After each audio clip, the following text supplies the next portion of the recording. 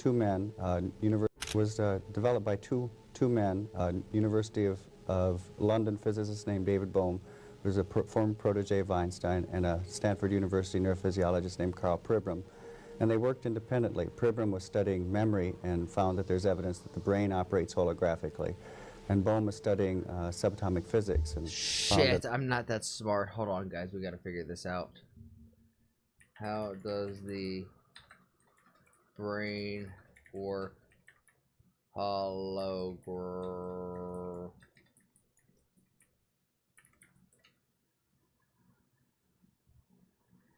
Information is not stored in a specific location, but is distributed across networks of neurons, which each part connecting a piece of the whole, allowing for rapid access and retrieval of memory and experiences.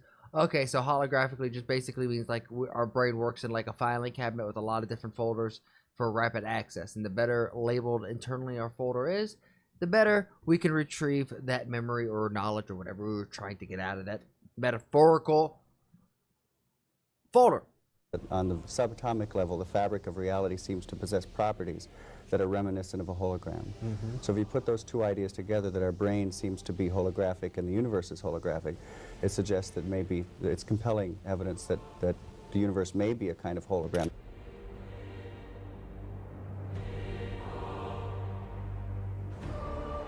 The concept of the universe as a hologram and the profound What's up, Omni?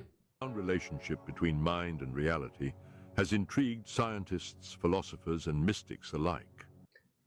I think we could all agree here that when at least for me over here in the West, when I'm trying to work on myself to become the best version of myself that I can, I'm thinking of my body, my mind, and my spirit. My mind and my spirit are two different things, and I think we can all agree with that, right? That's not a hot take.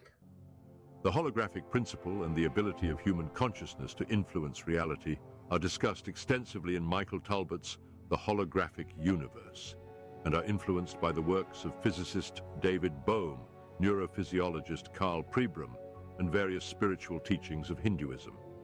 The idea of the universe as a hologram comes from a convergence of quantum physics and Yeah, thoughts become action and actions become reality.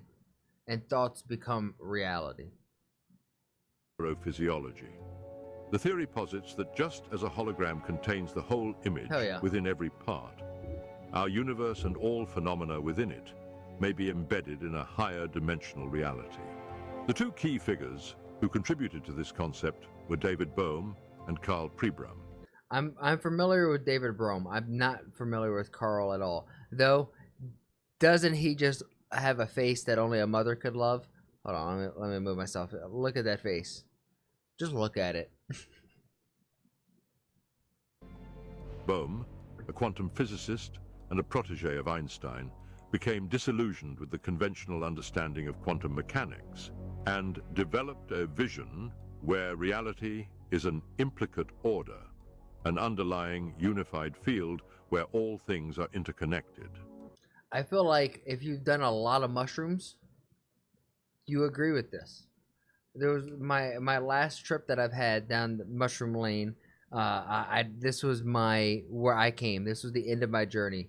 In this model, the observable universe, or the explicate order, is just a projection from this deeper level of reality. This idea aligns with quantum entanglement, where particles remain connected regardless of distance, suggesting that separation is more an illusion than a fundamental truth. Well, it depends on what we're talking about separating. Like, if we're talking physical things, we could obviously talk about like us walking and being in two separate places. I now I am lost. Pribram's work in neuroscience complemented Bohm's theories.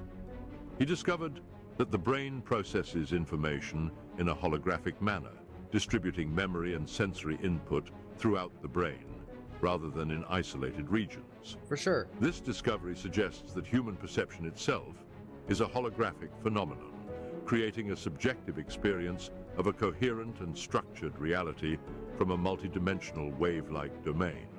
And I think the biggest thing that we have over here at the West that's holding us back on something like that is fundamentally when we're taught, like in our educational level, that we're all like, we have different systems of the body. We have our lymphatic system, we have our nervous system, we have our eyes and touch and all these different things, and we learn them as individual things that kind of come together and make a human, but we don't really talk about the synergistic effect of how it all works together. And some of those things, when they're rubbing elbows together, is definitely going to create more of a fluid-like image than this like rugged PC-like thing that I think, you know, most scientists think our brain is just like this flesh PC. So they're just thinking about it like, okay, this is just the GPU. This is the only thing that the GPU does. This is the CPU, and they're breaking it down. But they don't realize when it's connected and working together, it's almost having like a chemical reaction, creating new things. Oh, man, this is making my medulla oblongata kind of hurt. From the holographic perspective, reality is not as fixed. Tell me what's and up, Omni. objective as classical physics What's up, Logie? suggests. If the universe is indeed a hologram, then consciousness might play a pivotal role in shaping reality.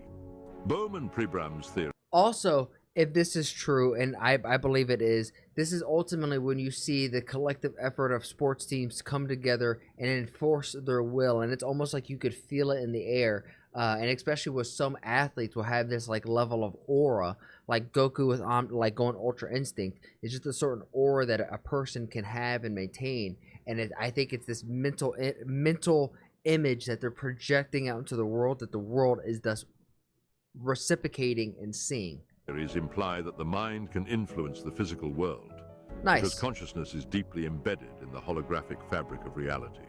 This concept is supported by various phenomena such as telepathy, psychokinesis, and precognition, which have been traditionally dismissed as paranormal, but are explainable through the holographic model. Talbot's book, The Holographic Universe, presents evidence for this perspective, citing experiments such as those conducted by Princeton University's PEAR lab. The eye is just a receiver. We see what our brain makes after receiving that information through our eyes. It's true. Where human intention was shown to influence random number generators. These findings indicate that consciousness can exert an influence on the physical environment, suggesting that the observer not only perceives reality, but also helps to create it. The holographic nature of reality resonates. Man, that's some powerful shit. Imagine one day we become strong enough to open up like domain expansions. Deeply with the teachings of Hinduism. Hindu philosophy, particularly as described in the Vedanta and Upanishadic texts, I might be Logie. holds that the universe is Maya, an I was on illusion earlier. or a projection. The Brahman, the ultimate reality, is unmanifest and formless, while the manifested world is a mere reflection, akin to a holographic projection from a higher dimensional reality. The ancient concept of Indra's net illustrates this beautifully. It is a metaphor describing a vast net of jewels, each reflecting every other jewel infinitely, symbolizing the interconnectedness of all beings and events in the universe. This idea echoes Bohm's implicate order, where all elements of existence are enfolded into a unified whole, and every piece of the hologram contains the entire image. Meditation and spiritual practices in Hinduism focus on realizing this ultimate oneness. Enlightened beings or yogis are said to transcend the illusion of separation, experiencing a state where consciousness and reality are not separate, but aspects of the same fundamental unity. Such states of consciousness are described as samadhi, where the mind merges with the universal consciousness, dissolving the I'm gonna let you know, Logie's probably playing a game, brother. He's probably not like actively in this chat. boundaries between self and the cosmos. Quantum physics has also demonstrated that observation affects reality. The famous double-slit experiment revealed that particles behave differently when observed, collapsing from waves of potential to fixed particles. This effect suggests that the mind may influence physical events on a I thought that's been busted. I don't think, is that still true? Is that, are we still going off of this as being true? Like when something is observed and not observed, it acts differently? Quantum level, reinforcing the idea that consciousness and matter are intimately connected. Bohm believed that the universe is like a flowing stream, constantly unfolding and refolding into itself. This aligns with the Hindu understanding of cycles of creation, preservation, and destruction that are eternally manifesting and dissolving. Bohm's dialogue with Krishnamurti, a renowned spiritual teacher, further explored how perception and thought shape human experience and reality. The two thinkers emphasized that fragmentary thinking leads to division and conflict, whereas understanding the underlying wholeness brings about harmony. Understanding the universe as a hologram has significant implications for how we live our lives. I don't know if I like the word hologram in this, but I think there is a level of synergy that is not appreciated when it comes to this. Because if you look at individual strands, what they're doing individually, sure, but it's not really the same as if you look at this as a whole and seeing what synergistically it's doing. If our thoughts and emotions shape our reality, as both modern science and ancient wisdom suggest, then cultivating a positive and coherent mindset is crucial. Practices such as mindfulness, meditation, and visualization could have the power to reshape our experiences and even influence the physical world. In Hinduism, this is reflected in the practice of sankalpa, or setting a firm intention, which aligns one's energy with the desired outcome. Similarly, the law of karma operates under the principle that actions and even thoughts have ripples that affect the universe. I believe in. Karma, I believe, is 100% a real thing that sometimes you could tangibly feel. This is strikingly similar to the idea that the mind, being part of the holographic whole, influences the larger reality. The holographic model of the universe challenges the Newtonian Cartesian worldview, proposing a cosmos that is far more interwoven and consciousness-driven. Bohm and Pribram's work suggests that the distinctions we make between mind and matter, inner and outer, and spiritual and physical, are artificial. The human mind is not a mere observer of reality, but an active participant in the cosmic dance, with the potential to shape the world in profound ways. Hinduism has long taught that reality is a unified, dynamic whole, and the self is ultimately one with the universe.